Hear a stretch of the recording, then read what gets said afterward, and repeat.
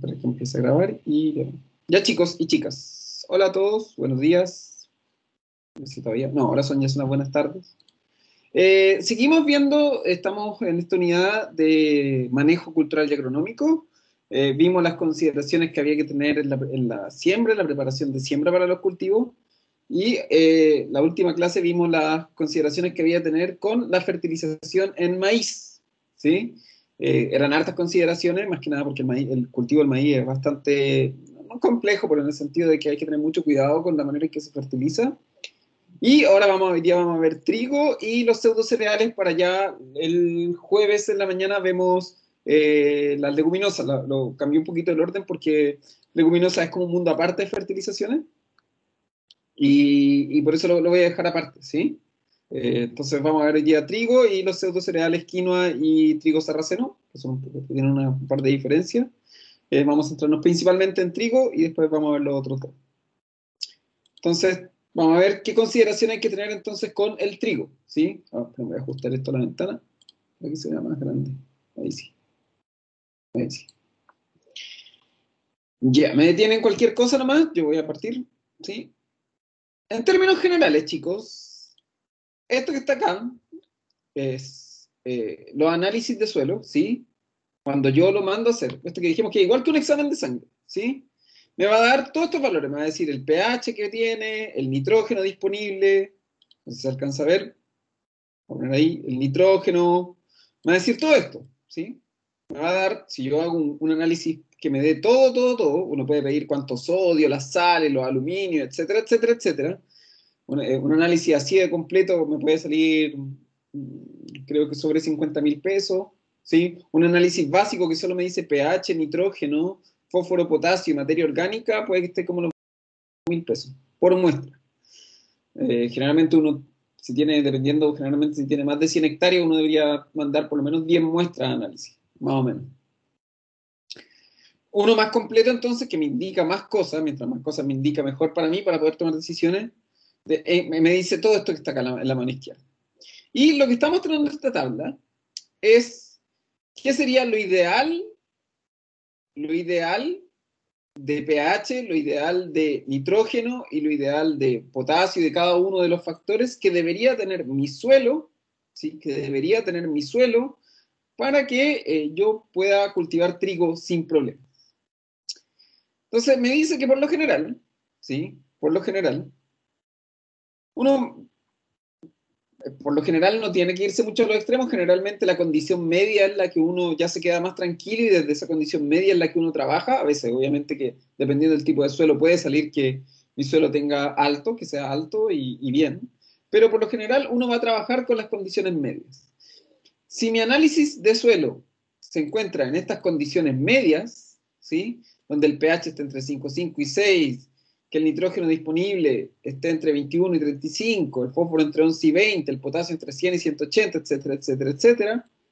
Todo lo que vamos a hablar hoy, sí, lo vamos a poder aplicar sin problemas. Si se encuentra alto, obviamente ahí uno, en ese caso, por ejemplo, si el nitrógeno está alto, o el fósforo está alto, o el potasio está alto, quiere decir que son menos preocupaciones. Se refiere a alto es que los niveles altos de nitrógeno, por ejemplo, en teoría deberían cubrir la demanda de nitrógeno de mi cultivo. ¿Sí? Obviamente que yo no quiero yo no quiero muchas sales, no quiero mucho a lo mejor aluminio, que son peligrosos, pero sí voy a querer, por ejemplo, que mi porcentaje de materia orgánica esté probablemente muy alto.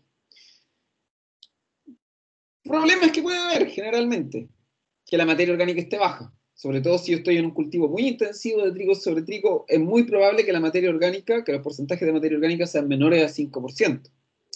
Es probable que el nivel de nitrógeno, si yo estoy en un cultivo de trigo sobre trigo sin rotaciones, ¿sí? Acuérdense que vimos las rotaciones, probablemente me encuentre en niveles de nitrógeno entre 0 y 20, ¿sí? Es muy probable. Es probable también que la acidez, ¿sí? Sea menor a 5,5, o sea que empiece a tener un suelo más tirado hacia lo ácido. Es probable que en general todos los niveles de nutrientes, ¿sí? Sean bajos y que probablemente estos niveles, por ejemplo, de aluminio intercambiable y de sodio intercambiable, que son sales negativas, ¿sí? Que yo no quiero en el suelo, estén altos, ¿sí?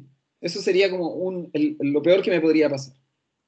Si mi suelo ha sido trabajado con rotaciones, ha sido trabajado de manera, digamos, sin mucho uso de maquinaria o con uso de maquinaria moderado, si no he, por ejemplo, no he abusado de la quema, ¿sí? Etcétera, etcétera, probablemente yo tenga estos valores más medios.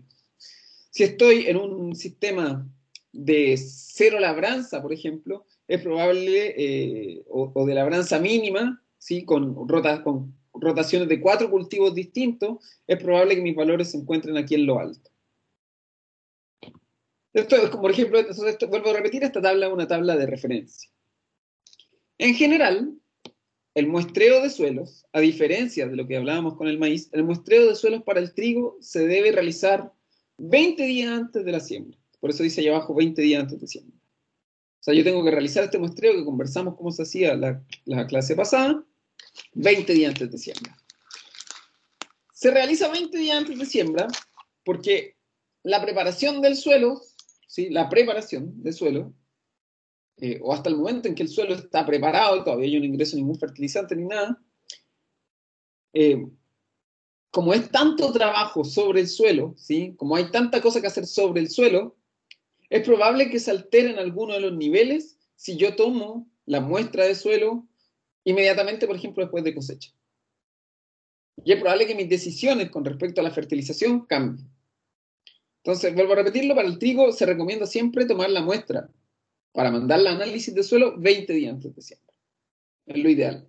Y en base a esos 20 días antes de siembra, a esos resultados, generalmente un muestreo de suelo se demora una semana, 10 días hábiles, o sea, voy a estar súper bien, voy a tomar mis decisiones de fertilización. ¿Vamos bien hasta ahí, chicos? ¿Chicas? Profe, tengo una Dígame, duda con lo que hizo al principio de los precios de los estudios. ¿Mm? Entonces, si por ejemplo yo tengo un terreno grande y tengo que mandar 20, ¿tendría que pagar 50.000 por cada muestra? O sea, 50 por Sí, 20. sí, sí, Ah, ya, ya. sí. Dependiendo, depende de lo que te digan, porque a veces Lo que pasa es que el muestreo de suelo, por ejemplo, si tú tuvieras, por decir una tontera, 100 hectáreas, va a depender, por ejemplo, si tú en ese suelo, déjame ver si encuentro, voy a mostrar una imagen para que me entienda un poco, va a depender si en ese suelo, por ejemplo, tienes, o en ese lugar, en esas 100 hectáreas, cambia mucho tu suelo. Por ejemplo, si tú tuvieras, eh, em, déjame buscarlo, quiero, déjame buscarlo porque, para que me entienda un poquito, ¿sí? Estoy buscando, que quiero mostrar la imagen porque sale bastante claro. Por ejemplo, si tú tuvieras, si tú en ese suelo, por ejemplo, tuvieras eh, mucha variación, por ejemplo, tuviera una parte donde el suelo está, no sé, cerca de una pendiente, en la otra parte está cerca de un río, en la otra, aquí lo voy a mostrar. Espérame un segundo, lo voy a mostrar. Aquí lo encontré la imagen. Por ejemplo, imagínate que tu suelo, vamos a poner aquí la imagen para que la veas. Imagínate que toda tu superficie del suelo fuera así, fueran 100 hectáreas, ¿ya? Y tus 100 hectáreas, la forma de tu predio va a ser esta. Entonces tú vas a tener, digamos, esas 100 hectáreas lo dividen en 4 sectores. Cada uno de esos sectores supongamos que tuvo un cultivo distinto, o a lo mejor va a tener trigo, pero variedades distintas. Y a lo mejor una parte está en pendiente, fíjate que ahí, por ejemplo, aquí tiene una pendiente y una plano, ahí va a tener una muestra de la parte que está en pendiente, otra muestra de la parte que esté plana, aquí nuevamente pendiente, o sea, fíjate que esto está sobre, esto está en la pendiente y esto está abajo, 3 muestras distintas, aquí de nuevo, 3 muestras distintas, esta muestra se fertilizó de una manera, esta muestra se fertilizó de otra manera, 2 muestras distintas, etcétera, etcétera.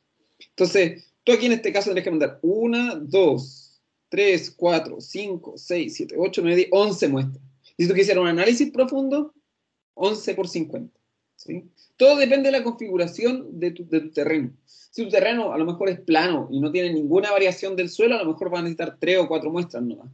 Pero si que generalmente eso no se da en Chile tú tienes mucha variación porque hay mucho relieve, generalmente tienes canales o ríos que se cruzan entre medio de los predios.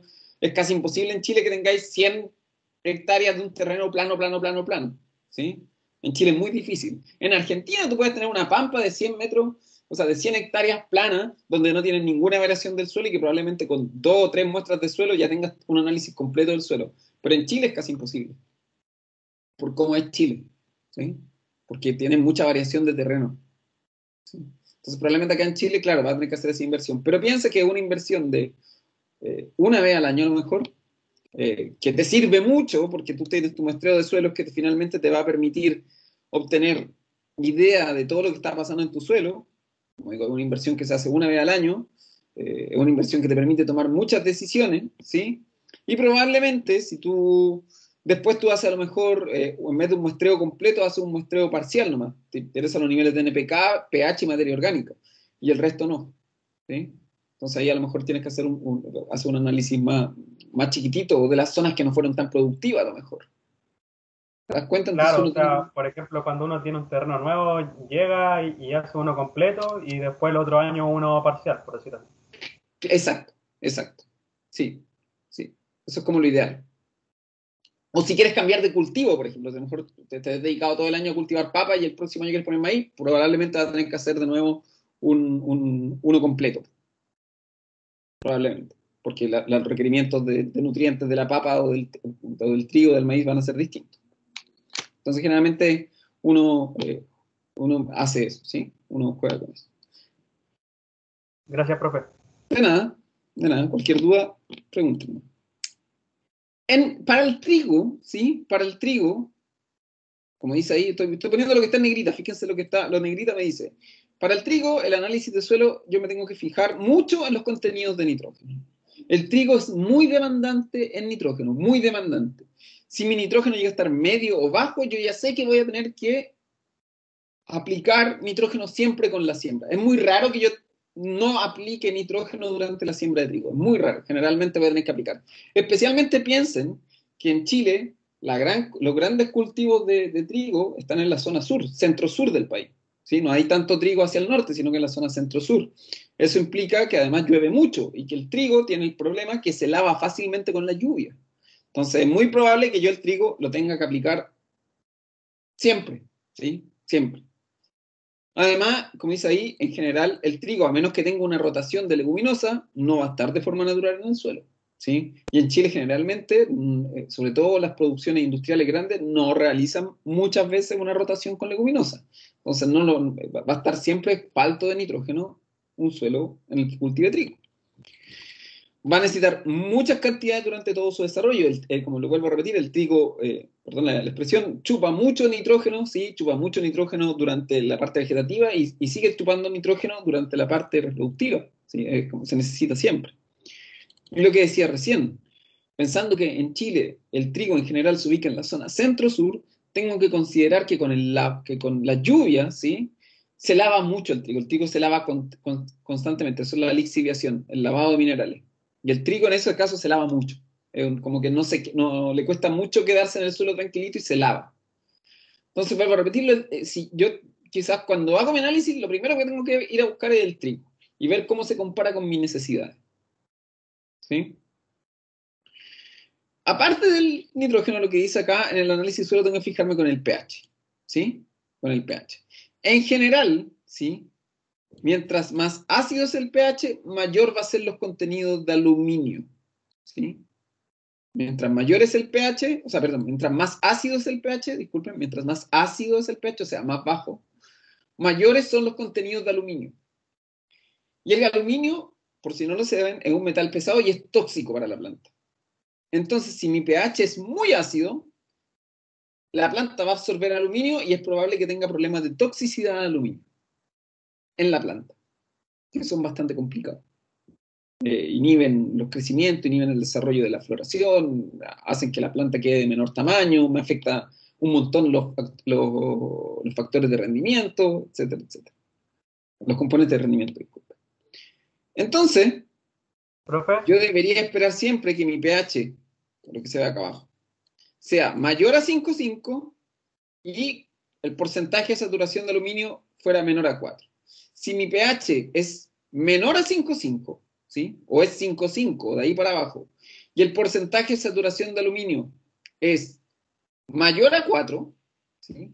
O sea, si mi pH es bajo o ácido, y la saturación de aluminio es mayor a 4%, eso lo ve con el análisis, ¿no?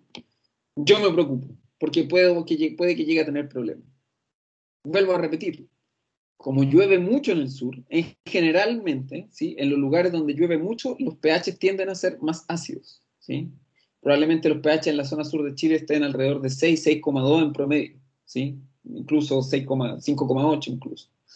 Pero es probable que si yo tengo un suelo mal trabajado, con bajo nivel de materia orgánica, con mucha lluvia, con mucho uso de fertilizantes, es probable que mi pH sea, es probable que trabajar así mi suelo, ¿sí? Sin rotación, mucha lluvia en el sur de Chile, mi pH probablemente sea fácil que llegue a valores de 5,5 menores a 5,5, el pH del suelo. Y eso hace, como dice ahí, que si el pH es bajo, las cantidades de aluminio aumentan.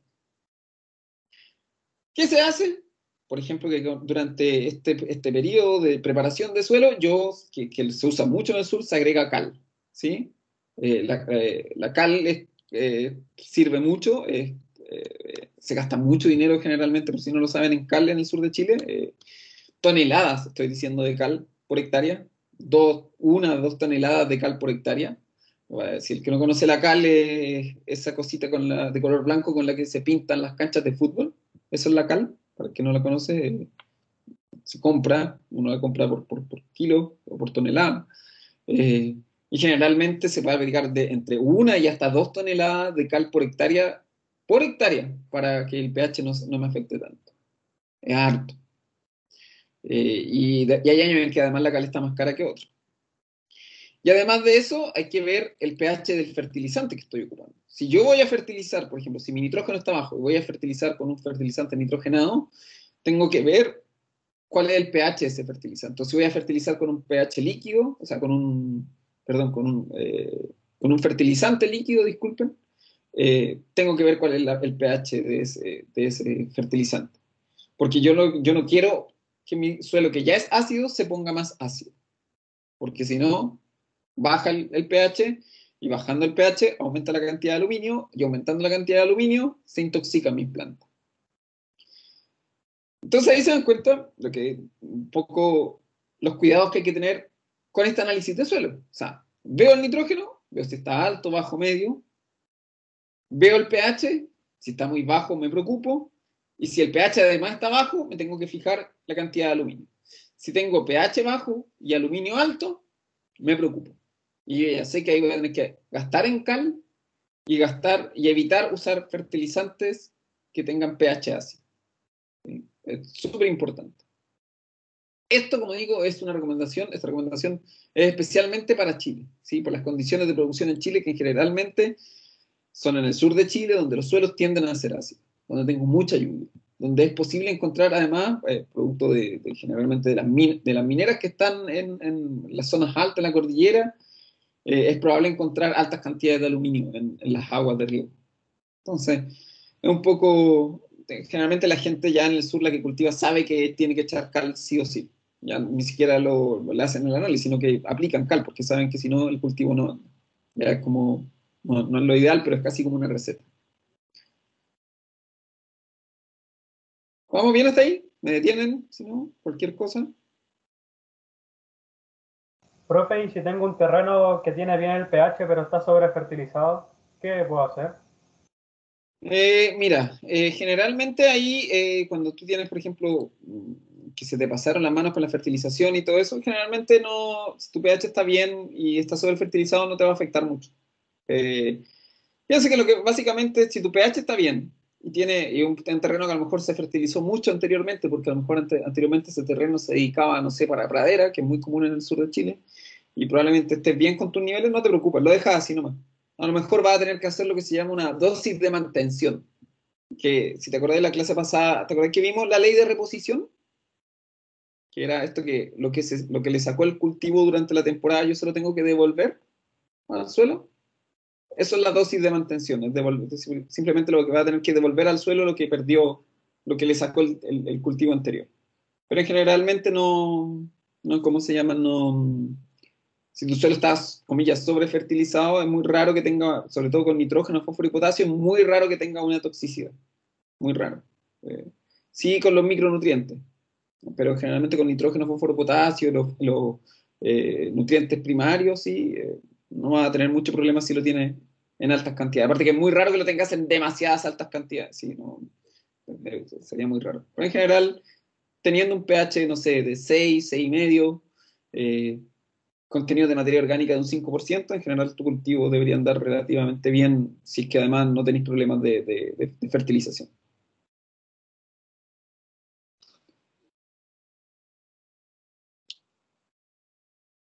Gracias, profe. Hay que ver aquí, por ejemplo, como dijimos, voy a hablar un poquito del nitrógeno más que nada porque el nitrógeno es el principal, digamos, nutriente y el con el que hay que tener más cuidado aquí con el trigo. Uno tiene que ver, en el fondo aquí uno tiene que, la cantidad de nitrógeno que uno aplica, uno tiene que serlo sincera, es como uno tiene que ser sincero con sus objetivos de producción. No todos los suelos van a ser capaces de producir, o no todos mis sistemas productivos van a ser capaces de producir 100, 110, 120 quintales por hectárea. ¿Sí? Probablemente en la zona sur, décima región, novena región, en algunos lugares donde los suelos ya están muy explotados, probablemente lo más que alcance a producir sean alrededor de 70, 80 quintales por hectárea. Nunca voy a poder producir más de eso. Por el suelo, por la forma en que está, porque a lo mejor no está muy tecnificado, porque a lo mejor solamente voy a depender de la lluvia, ¿sí? Porque no tengo la cantidad de hectáreas suficiente para producir tanto. Entonces, generalmente, y esto viene con lo que vimos la semana pasada, de la ley de los rendimientos crecientes, ¿sí? De la ley de los rendimientos crecientes o decrecientes, ¿sí? Tiene que ver con que si yo sé que mi suelo o que mi cultivo en el lugar donde estoy no voy a producir más de 70 u 80 quintales por hectárea, lo más de nitrógeno que le voy a echar van a ser de 140 a 170 unidades de nitrógeno. No más de eso.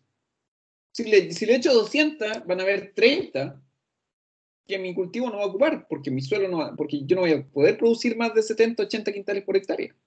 Entonces, no hay que gastar fertilizante de más si no puedo producir de más. Acuérdense lo que conversábamos la semana pasada. Uno tiene que, en la agricultura, uno tiene que gastar lo menos posible para producir lo más posible. ¿Sí? Entonces no me voy a gastar la plata para poner, no sé, 200 kilos por hectárea, si con 170 kilos yo ya sé que mi cultivo yo ya sé que voy a producir lo máximo que puedo producir, que es entre 70 y 80 quintales por hectárea. No voy a gastar plata además en nitrógeno. No porque yo eche fertilizante, mis rendimientos van a aumentar.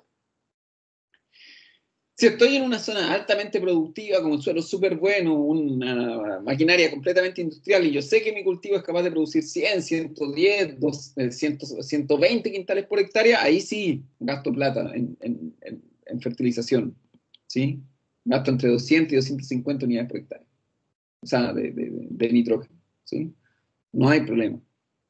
Pero si yo estoy en una zona que yo sé que no soy capaz de producir, vuelvo a repetir, más de 70, 80 quintales por hectárea, no gasto nada en nitrógeno. Voy a aplicar por hectárea entre 140 y 170 unidades. ¿Sí? No más que eso. También hay que entender, o sea, entonces la cantidad de nitrógeno depende de eso, de cuánto yo voy a hacer. Tengo que sincerarme y decir exactamente cuántos son los máximos, el potencial productivo del lugar donde estoy. Uno. Y lo otro, ver si el trigo que estoy cultivando, porque hay variedades que son de invierno, hay variedades que son de primavera, va, si se dan cuenta acá, en el cuadrado al medio, en el cuadrado al medio, si tengo un trigo invernal, ¿sí? Voy a aplicar bastante, un 20% del total de nitrógeno lo voy a aplicar a la siembra, ¿sí? Junto con la siembra. Un 40% cuando se inicia el macollado, ¿sí? Por eso se acuerdan que la fenología era importante, porque me dice cuándo tengo que aplicar. Y el resto del 40% a fines de la maco, ¿sí? A fines del macollaje. Esto básicamente porque, si se dan cuenta, 20% a la siembra es para que el trigo crezca como pasto, 40% al inicio de Macoya para el crecimiento vegetativo vertical, y después al fin de Macoya el otro 40% porque ya es la parte reproductiva, vamos a decir, relativamente con la parte reproductiva. ¿No se dan cuenta? El inicio para la parte de pasto, el otro 40% para el crecimiento vertical, ¿sí? Para el crecimiento en altura, y el último 40% ya para la parte reproductiva. Eso en un trigo invernal. En un trigo primavera es un poco al revés. Más que nada esto tiene que ver con las temperaturas, ¿sí? En los trigos primaverales, como trabajo con temperaturas más altas, la fenología de mi cultivo, ¿sí? Mi cultivo va a crecer más rápido porque estoy cultivando con temperaturas más altas, voy a alcanzar antes mi etapa, entonces probablemente, como mi cultivo crece más rápido en primavera, tengo que ponerle más nitrógeno al inicio porque esa parte de pasto va a ser muy rápida. Y si no tengo la cantidad de nitrógeno adecuada durante estos periodos de temperatura alta, ¿sí? Es probable que mi cultivo se me quede chico. Entonces necesito tener suficiente nitrógeno aplicado a la siembra, o una cantidad mayor que con el trigo invernal, porque mi cultivo se desarrolla más rápido. Y necesito tener, de acuerdo a lo que hablábamos de la ley del anticipo, eh, la cantidad de nitrógeno disponible en el suelo antes, ¿sí? Una alta cantidad de nitrógeno. Por eso hay diferencia en la parcialización, ¿sí? Esas son las diferencias, ¿sí? Entonces, como dice ahí, el nitrógeno siempre tengo que considerarlo en la siembra, siempre tengo que tenerlo comprado ahí, porque es importante. Si me falta nitrógeno aquí, chiquillo, lo que decía en eso, ¿se acuerdan que vimos la regla? Si no tengo plata para fertilizante, no pongo trigo, ¿sí? Si no tengo plata para fertilizante, no pongo trigo, porque si yo no tengo nitrógeno o plata para fertilizantes para poner junto a la siembra, ¿sí? Porque en esta etapa se fijan por lo menos 3 o 4 de los componentes de rendimiento, ¿sí? En esta etapa. Entonces, si yo tengo una etapa que es donde se fijan 3 o 4 componentes de rendimiento y no voy a tener nitrógeno para esa parte, esos 3 o 4 componentes de rendimiento se van a ver afectados y mis rendimientos totales al final van a disminuir. Entonces, tengo que tener ahí, ¿sí? Si no tengo nitrógeno al momento de la siembra, ¿sí? No pongo trigo, pongo otra cosa. Es esencial tener plata para tener fertilizante en el momento de la siembra, ¿sí? Si yo tengo un año malo y veo, no, sabéis que no voy a poder agregarle todo el nitrógeno que le he hecho todos los años, voy a tener que cortar la dosis a la mitad. No, pongo otra cosa, ¿sí? Muchas veces la gente, como está acostumbrada a poner trigo, ¿sí? Y tiene un año malo, porque pues, es normal, porque viene una helada, por lo que sea, porque a lo mejor tuvo gastos excepcionales, ¿sí? Dice, ya voy a poner cultivo igual y el nitrógeno de la siembra se lo corto a la mitad. Y generalmente este segundo año va a ser malo de nuevo porque cortó el nitrógeno de la siembra a la mitad y eso no se puede hacer. Hay que cultivar lo que yo tengo que tener los medios. Si no, me pongo otro cultivo. Si no, ahí, por ejemplo, roto nomás, pongo un cultivo más barato. Pero es importante tenerlo siempre en la siembra. ¿Sí? ¿Preguntas hasta el momento?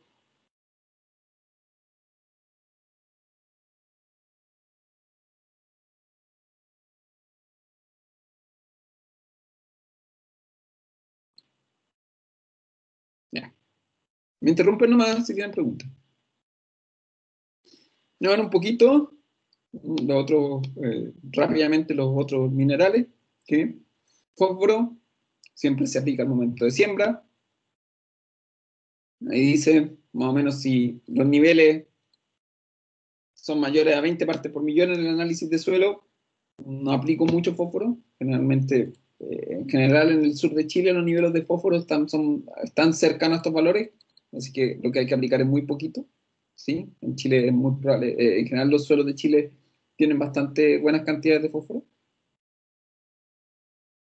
Y ahí dice, cuando yo no tengo fósforo, tengo que tener cuidado. Si tengo los niveles muy bajos y no apliqué fósforo, mi planta se va a enfermar más fácilmente, se va a enfermar más, va a tener más problemas de estrés, el crecimiento se va a hacer más lento, la maduración va a ser más lenta, se va a hacer una planta más débil en general. ¿Sí? Una planta que crece lento, que se desarrolla lento, que se enferma harto, que se va a ver más afectada por el estrés de frío, por el estrés de agua, por el estrés de temperatura, etcétera, etcétera. Y se ve así, ¿sí? Se empieza a poner la planta, el tallo se empieza a poner de color oscuro y las hojas se empiezan a poner así amarillas. ¿Sí? La hoja está abajo. Esa es la deficiencia de foco. No es la mejor foto porque encontré un manual antiguo y no tenía fotos digitales, así que se veía así, ¿no? El potasio, me dice más o menos las cantidades generales que tiene que tener de potasio, ¿sí? Nuevamente, el potasio, tengo que tener ojo, si está muy bajito, ¿sí? Si está menos de 75 partes por millón de análisis de suelo, sí o sí voy a tener que hacer una fertilización de potasio, sí o sí, porque, como dice ahí, cuando es muy bajo, si es muy bajo, no es capaz de satisfacer las necesidades del trigo. Entonces, si es muy bajo, sí o sí tengo que fertilizar.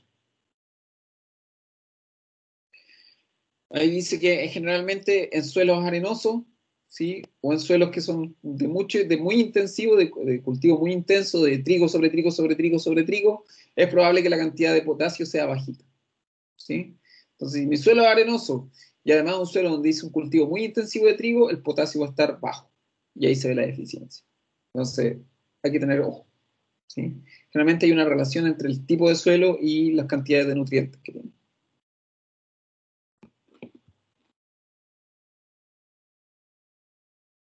El magnesio, le dice las cantidades para producir un quintal de trigo, cuántos kilos de magnesio se necesitan. En general, solo en el sur de Chile, los contenidos de magnesio nunca voy a tener demasiados problemas, pero y a veces uno necesita hacer la medición porque sabe que si mi potasio es alto, el magnesio es alto. Generalmente son minerales que se comportan más o menos de la misma manera y están un poquito como de la mano. Entonces, si yo veo que hice un análisis básico y mi potasio está alto, el magnesio va a estar alto. Si mi potasio está bajo, el magnesio va a estar bajo. Hay una relación directa entre los dos. Y ahí se ve como estos puntitos de color amarillo, ¿sí? En la hoja, cuando tengo deficiencia. Hay que tener mucho cuidado porque a veces estas cosas se confunden con virus, ¿sí? Entonces hay que tener claro que esto también, donde ocurre. Y el otro mineral que es más importante es el azufre, ¿sí? El azufre es muy importante, especialmente en la parte reproductiva, porque el azufre me mejora la calidad del grano, la proteína del grano, ¿sí? O sea, el grano va a ser la cantidad de gluten que tiene mi grano, en el caso del trigo, va a ser mayor y de mejor calidad, ¿sí? No voy a tener más cantidad, pero la calidad va a ser mejor, ¿sí? Un grano de mejor calidad, probablemente voy a obtener una harina de mejor calidad a partir de ese grano. Y además de eso, si las cantidades de azufre son buenas, generalmente el azufre ayuda a que la planta absorba nitrógeno. ¿Sí? Es como que lo toma de la mano y el azufre ayuda a que cuando entra azufre a la planta, entra nitrógeno. Entonces tengo que asegurarme también de que los niveles de azufre estén relativamente bien. Lo bueno es que el azufre, como dice ahí, si hay es mayor a 10 partes por millón, ¿sí?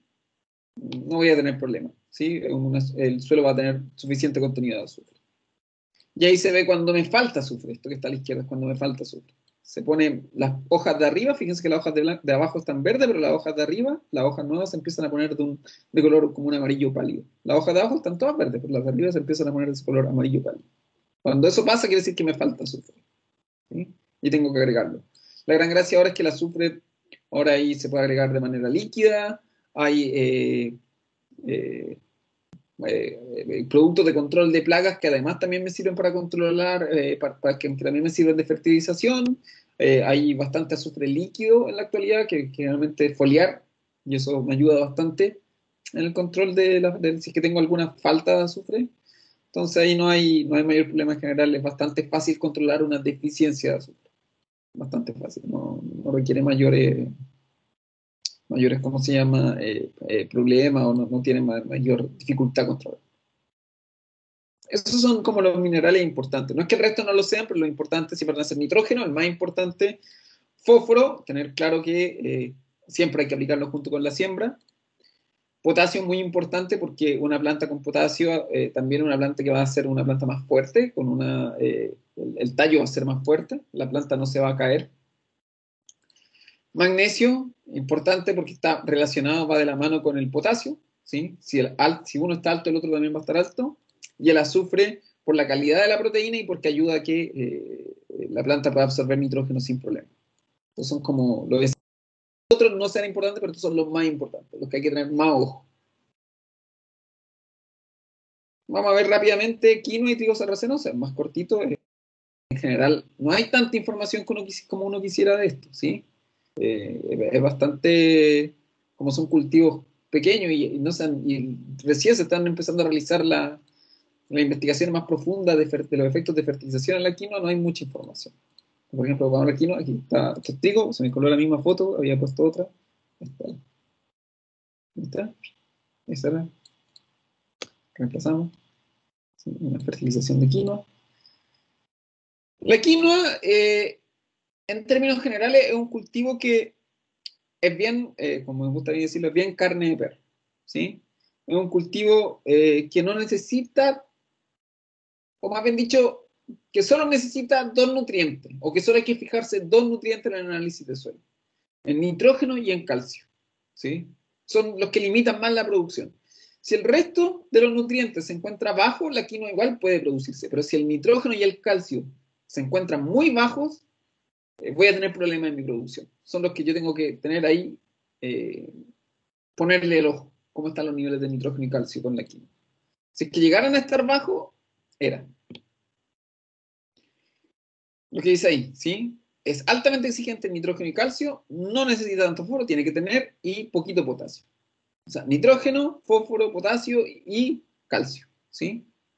Eso porque el calcio mejora la calidad de la semilla. Y si se dan cuenta, de acuerdo a la zona donde yo esté, voy a tener que aplicar más de uno o más de otro, más cantidades de uno o más cantidades de otro.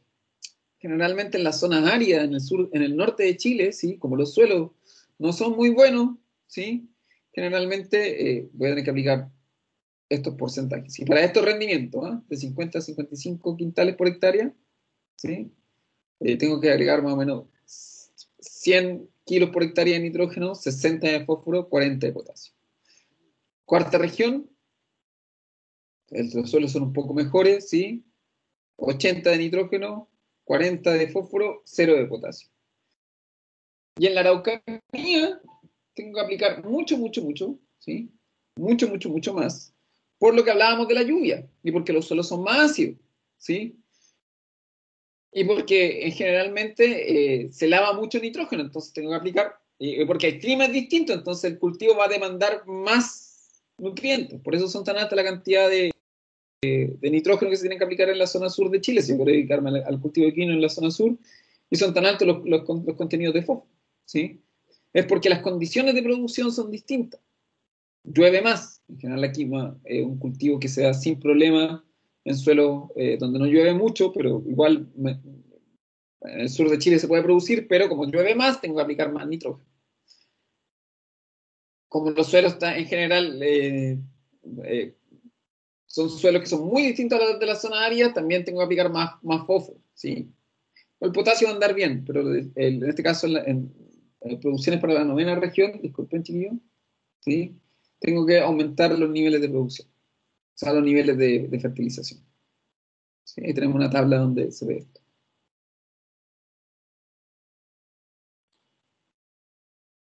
En el caso del nitrógeno, ya dijimos que el cultivo es muy demandante de nitrógeno. Son también tres aplicaciones, una con la siembra, otra con el primer desmalezado y otro con el inicio de floración.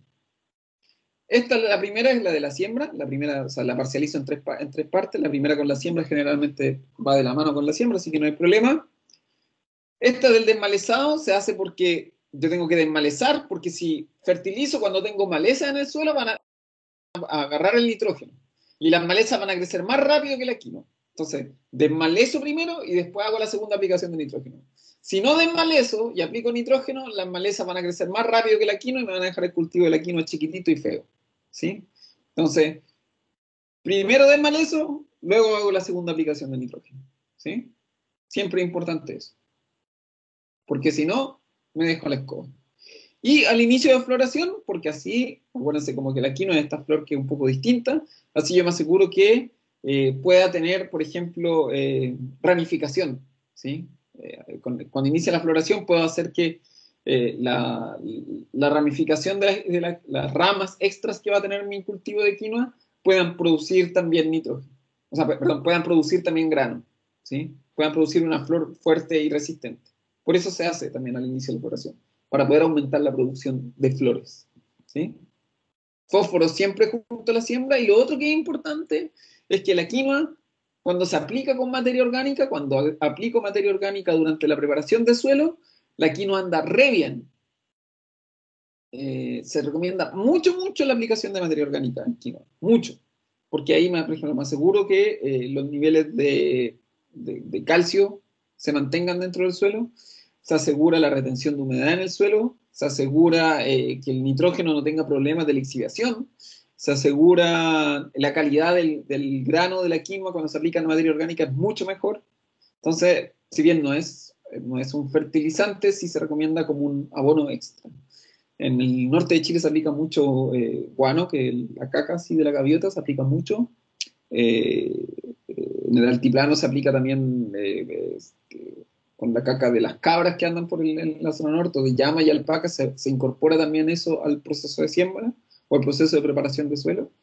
Y en general, toda la información que yo leí mostraban, con, eh, comparaban suelos donde no se aplicaba materia orgánica en la preparación de suelos versus los rendimientos de suelos donde se aplicaba materia orgánica y los rendimientos aumentaban un montón. O sea, es súper, o sea, es como que si uno quiere producir bien, agregue materia orgánica en la preparación de quinoa porque de verdad los rendimientos, había mucha diferencia en los rendimientos, mucha. O sea, 10 a 15 quintales más extra cuando yo aplicaba materia orgánica, que es harto. ¿Sí? Eh, y especialmente como un cultivo que en muchos lados, bueno, ahora se está produciendo más de manera industrial, pero sobre todo que es un cultivo que mucha gente todavía lo cultiva con una agricultura mediana y pequeña, gastar un extra en materia orgánica para que esas personas puedan producir mejor, vale la pena. Entonces ahí está, dice, es harto, 5 a 10 toneladas por hectárea de materia orgánica. Acá abajo muestra un poco qué es lo que pasa, ¿sí? La materia orgánica generalmente tiene eh, uno echa cáscara o echa distintas cosas así para que se procesen, ¿sí? Por ejemplo, proteínas, vitaminas, grasa, otras cosas, todo eso tiene la materia orgánica. Los microorganismos, los hongos y las bacterias ayudan a que esta materia orgánica se degrade, se pasa todo esto por un proceso de oxidación y fíjense que después como resultado la materia orgánica se convierte en cantidades de minerales, ¿se dan cuenta? Fíjense que uno de los minerales que aparece ahí, cuando la materia orgánica pasa por el proceso de transformación, fíjense que uno de los minerales que aparece es calcio. Y ahí uno se da cuenta, o sea, la materia orgánica cuando se descompone me genera nitrógeno y me genera calcio, que necesitaba la quinoa, nitrógeno y calcio. Por eso además también se justifica el uso de materia orgánica. Muchas veces es mejor agregar materia orgánica que gastar plata en ¿cómo se llama? En un fertilizante que tenga calcio. Se recomienda más. ¿Sí? Porque además los beneficios extra de la materia orgánica son más. Entonces ahí está. ¿Sí? Muchas veces en la zona norte sí la gente hace sus composteras y agrega, en vez de andar comprando fertilizantes, y hace una producción semiorgánica. Sí, me acuerdo, no sé si lo vimos la semana pasada cuando hablábamos de la quinoa, que en general la quinoa hay una gran parte de la producción que es casi orgánica. Sí, casi orgánica. Entonces se recomienda mucho, mucho, mucho. ¿Sí? Fíjense. Nitrógeno, fósforo, calcio y potasio. Todo eso se genera a partir de la materia orgánica. Conviene bastante. No hay mucha información sobre las deficiencias. La única foto que pillé sobre las deficiencias es de nitrógeno. Nada más. Sí, de verdad que no había más información que esto. Lo busqué en todos los idiomas. Sí. Y básicamente así se ve una quinoa cuando el nitrógeno está óptimo y así cuando está la deficiencia. ¿Sí? Fíjense el tamaño de la flor. Esto parece otra cosa, pero es quinoa. ¿Sí? Fíjense el tamaño de la flor cuando mi nitrógeno está bien. ¿Sí? Una flor grande, bien parada, la cantidad de flores también por la panoja son mucho mayores. Fíjense que tengo producción acá también tengo producción de flor aquí, también en los bordes de la axila, ¿se dan cuenta ahí? Producción de flor ahí y acá arriba. Y en cambio cuando me falta nitrógeno, fíjense que la cantidad de flores que tengo es menor, la panoja es más chica, no tengo producción en la axila de flores, ¿sí? La cantidad de hojas que tengo es menor y además toda la planta se pone de color amarillo. Prueba de lo importante que es el nitrógeno en la química. ¿Sí? O sea, el nitrógeno me va a permitir obtener una mejor producción y no solo mejor, pero mayor. Y como digo, no había más imágenes, de verdad que de quinoa está re poco investigado, recién se están haciendo las investigaciones de cómo afecta la fertilización en la quinoa, recién como el año 2011 se empezaron, o sea, menos de 10 años, para investigarlo seriamente, o sea, probablemente, de hecho, la última investigación que leí decía que no hay fotos de las deficiencias de minerales en quinoa, solamente la única que hay es de nitrógeno, y no había más. Así que ahí pueden tener algo para investigar en algún momento. Y por último, el trigo sarraceno. ¿Sí? Ahí está la semilla, fíjense que esta todavía no está seca, es una semilla que se cosechó verde. Y el trigo sarraceno, si la quinoa es carne de perro, el trigo sarraceno sí que es carne de perro.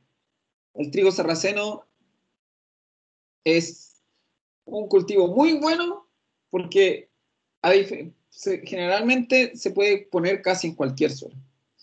Dice ahí, no requiere tanto nutriente, no requiere tanta cantidad de fertilizante. Puede crecer en suelos ácidos sin problemas. Puede crecer en suelos que a lo mejor han estado muy desgastados o suelos que a lo mejor están con algún grado de compactación sin problema. Generalmente en Estados Unidos, donde se produce mucho trigo sarraceno, se ocupan potreros abandonados. Generalmente se cultivan ahí y no hay problema. El cultivo va a andar bien, vaya a tener un buen rendimiento. ¿Sí? Además, fíjense que además, a diferencia de lo que era la quinoa, y a diferencia de lo que era el trigo, y a diferencia de lo que era el maíz, el trigo sarraceno no necesita mucho nitrógeno, generalmente con una cantidad de mantención de nitrógeno, ¿sí? O con el nitrógeno que traiga el suelo, el trigo sarraceno va a andar bien.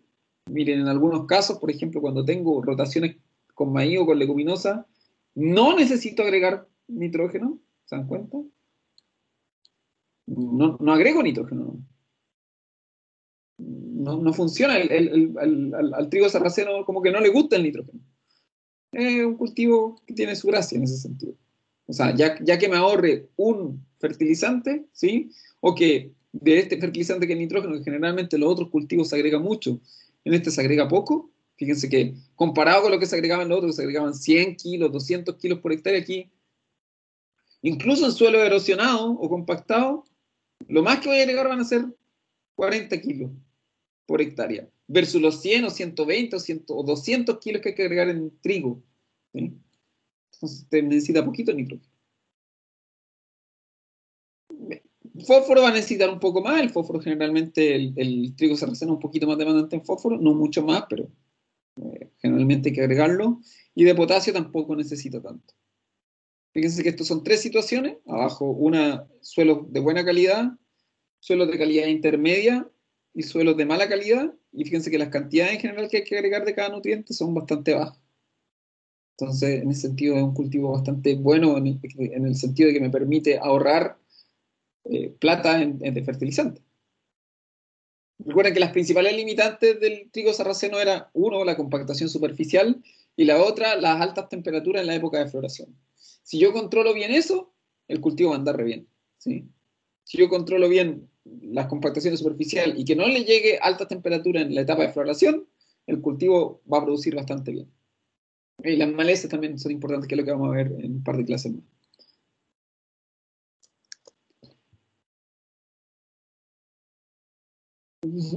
¿Qué pasa con los excesos de nitrógeno? Van a haber más maleza. No quiero nitrógeno, vuelvo a repetirlo. Con la cantidad de nitrógeno que traiga el suelo, en general debería andar bien, ¿sí? Acá en Chile. Si no, voy a tener mucha maleza. Si tengo mucho nitrógeno, voy a tener demasiada hoja. Y el trigo sarraceno no quiere producir hoja. No sé si se acuerdan cuando lo vimos. Uno lo que quiere producir es harta flor, no hoja. ¿Sí? Entonces, hay que evitarlo.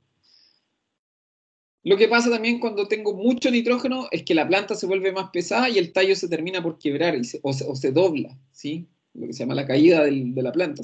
La planta se bota, ¿sí? Se dobla, lo que pasa, lo que se ve aquí en la imagen. ¿Sí? Eso puede pasar cuando tengo mucha fertilización nitrogenada, lo que hago es que aumento el peso de la planta y el tallo, el tallo del trigo sarraceno es delgadito, entonces se dobla como que se quiebra.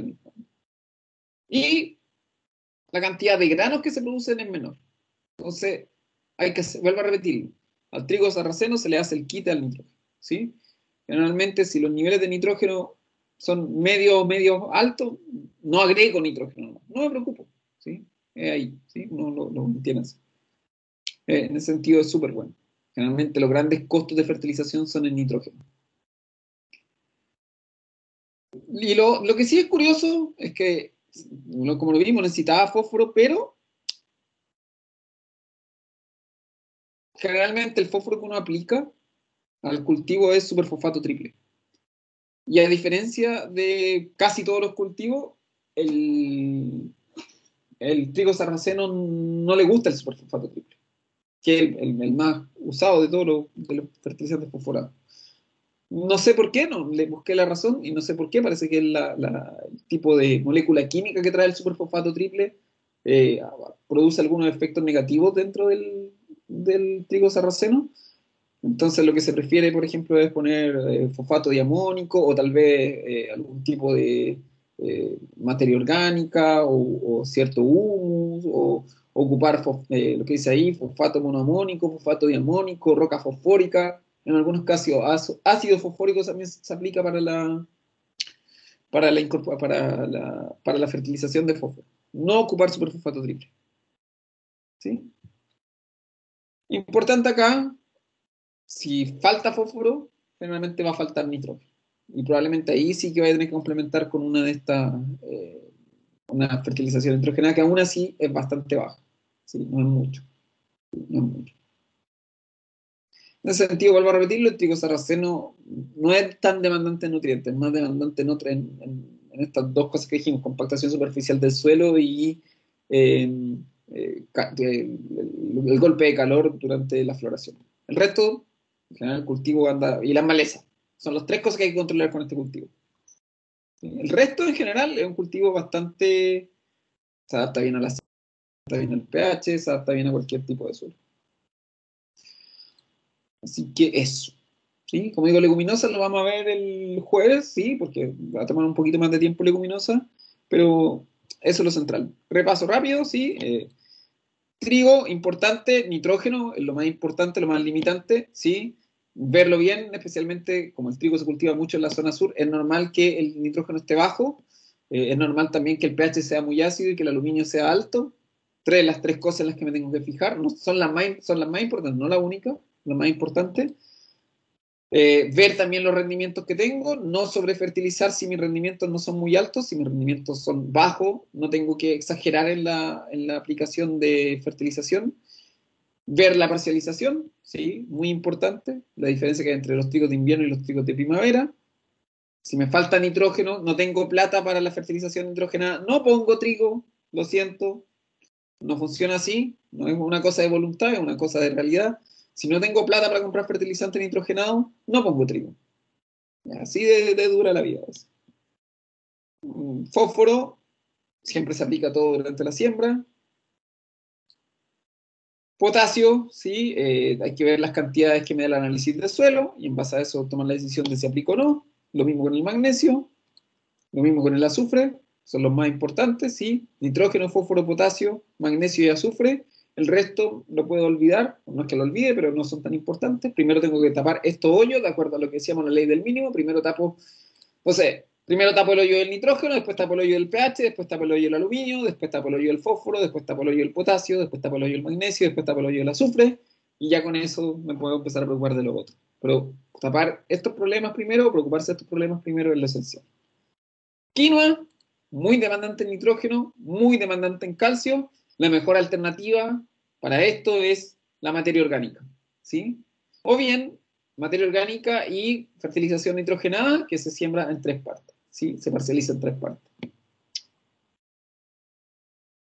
Y trigo sarraceno no necesita mucho nutriente. Generalmente, si los niveles de nitrógeno son medios a altos, no aplico nitrógeno, ¿sí? Siempre voy a tener que aplicar fósforo con la siembra, nada más, pero en general, vuelvo a repetirlo, no se aplica fertilizante nitrogenado.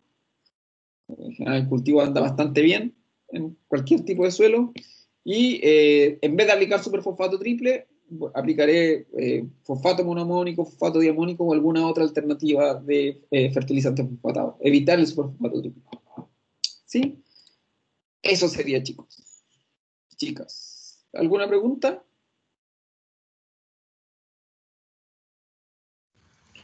Profe, Dime. En esa imagen que está mostrando justamente, ahí hay un exceso de nitrógeno, estábamos hablando del trigo sarraceno, ¿cierto? Sí, sí. No, Parece esto es como, que no encontré imagen de la caída del trigo sarraceno, esto es trigo o maíz. ya, normal. Pero el exceso del nitrógeno también se manifiesta como una especie de pudrición, de deterioro del tallo, así como que se va consumiendo. No, no. Lo que pasa es que cuando tú tienes excesos de nitrógeno, mucho nitrógeno, ¿sí? El nitrógeno, en general, lo que te aporta para la planta es vigor. Te da mucha hoja, mucha rama, mucho tallo. Pero el tallo del trigo sarraceno es delgadito. Entonces, imagínate que tú tienes, esto es como si tú tuvieras una casa, ¿sí? Con unos malos cimientos, porque el tallo es delgadito, y arriba le empezaras a construir esa casa un piso sobre otro piso, sobre otro piso, sobre otro piso, la casa se te va a caer por el peso. Eso es lo que pasa. Como en la parte de arriba va a tener mucha rama y mucha hoja, y el tallo es delgadito, esa cantidad grande de ramas y de hojas que tengas por arriba del trigo sarraceno van a empezar a hacer que el tallo se doble. Ah, ya entiendo. Es por Gracias. el peso, es simplemente por el peso. Ok. De hecho, pasa harto en cereales, generalmente con el viento, si estás en una zona con viento y tus tallos son delgados de los cereales, el cereal se te puede venir abajo. En el trigo sarraceno, si tienes una zona con viento, ojo, porque es muy probable que eso te pueda pasar. Entonces hay que tener cuidado. Se dobla, ¿no? No es que se quiebre, sino que se dobla. ¿Alguna otra pregunta?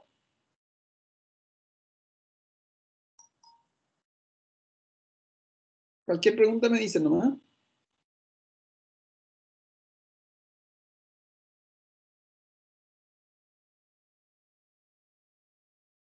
¿Vamos? Chicos, chicas. Si no, dejamos hasta acá. Cualquier pregunta me dicen y nos vemos el jueves y vemos leguminosa. Sí, probablemente introduzca algo del control de maleza. ¿Ya? Ya, profe, hasta entonces. Chao, Nos vemos, chao. chicos. Cuídense, que estén bien. Chao, profe, Chao, gracias. profe, gracias, Chao, que esté chao. bien. Chao.